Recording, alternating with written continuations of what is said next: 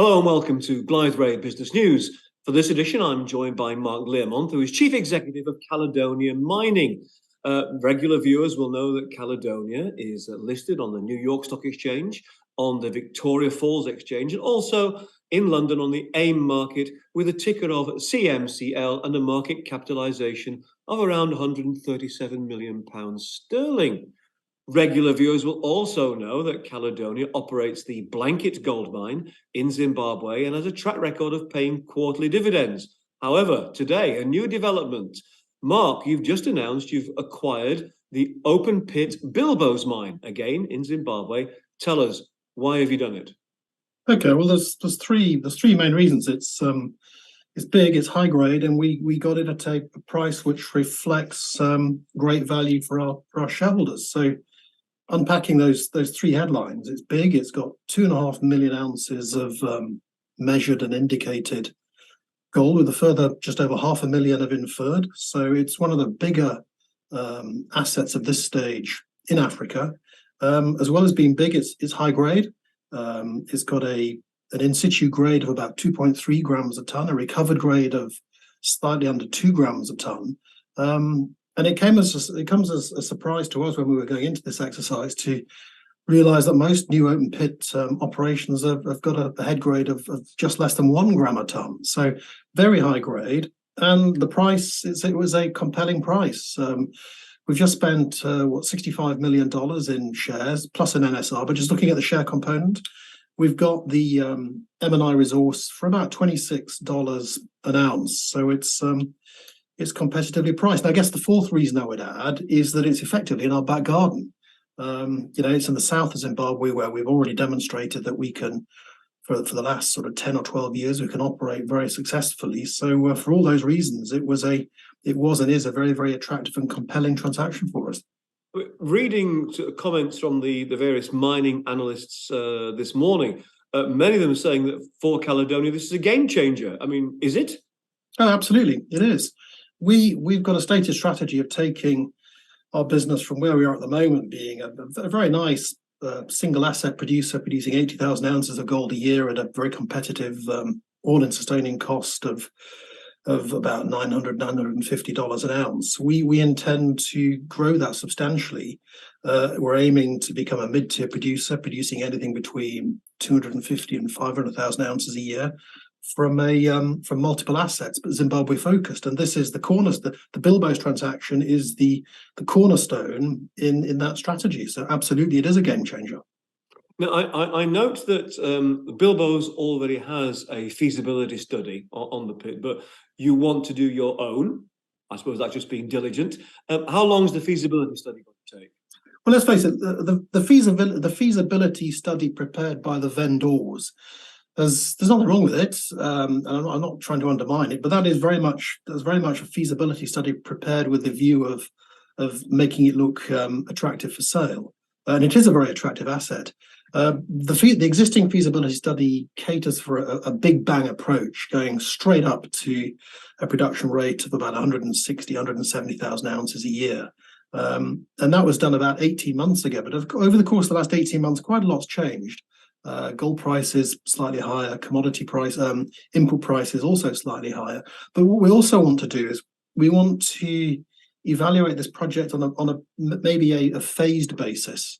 Sort of still with the objective of getting to 160,000 ounces, but perhaps in a two-phased approach, with a view to minimizing the strain on our funding and minimizing dilution.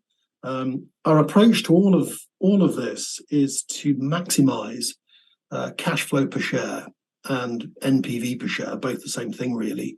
And part of that is balancing, growing as quickly as you can to get the cash flows as early as possible, but balance on the other side of that, minimizing equity dilution. And so we're not going to be hidebound by the existing feasibility study. We've got the flexibility to do our own, and so we'll start that pretty much immediately. And I'd expect that will be finished by the end of the first quarter next year, about 12 to 15 months. Okay. Now, I know you're possibly somewhat constrained about what you can say about production. But is there anything you can give us a hint on, a bit of a steer about near-term or medium-term production from Bilboes? Yeah, in addition to the main project, let's be clear, the main project is this sulfide project, 2.5 million ounces, 170,000 ounces a year. But before we get to that, there is potential for a relatively small scale, short-term oxide processing project, and that is simply removing the oxides that sit above the sulfides. You'll have to move them anyway, but processing that and extracting gold. So there is already about 1.6 million tons of oxide resource, grading at about 1.8 grams a ton.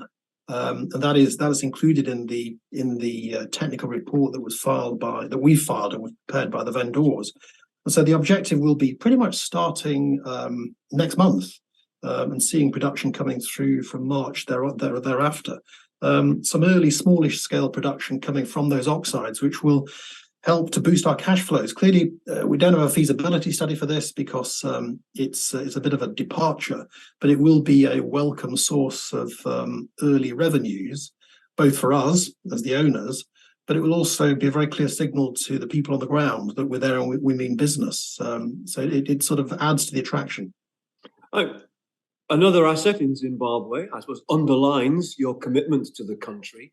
Would you still look at opportunities elsewhere, or are you now Zimbabwe focused? I think with Blanket, Bilboes, we also acquired Matapa late last year. That's a slightly bigger acreage immediately adjacent to Bilboes. It's a much earlier stage than Bilboes, but we actually think it's probably even more prospective than Bilboes in terms of size, so it could be bigger and it could be better grade.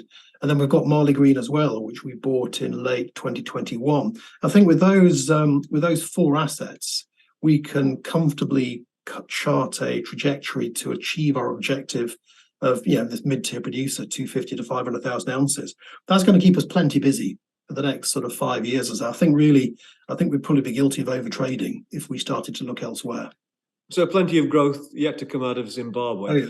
Finally, Mark, what should investors be looking for next in the next few weeks or months in terms of potential news flow from Caledonia? Well, I think in that we haven't got a sort of a firm forecasts out there for the oxides. I think it is beholden upon us as we start production with the oxides to update the market as to what's happening on that project. But really, it's going to be a case of the next sort of continuing to see production coming from Blanket at the rate of 80,000 ounces a year, and start to get these oxides and the cash flows coming from that. I think that's what you can expect to see over the course of the next sort of few months. Well, Mark, thanks for that update. That was Mark Learmonth, Chief Executive of Caledonia Mining, giving us the background on today's acquisition of the Bilboes mine in Zimbabwe. That's it from this edition of Blythe Ray Business News. Thanks for watching.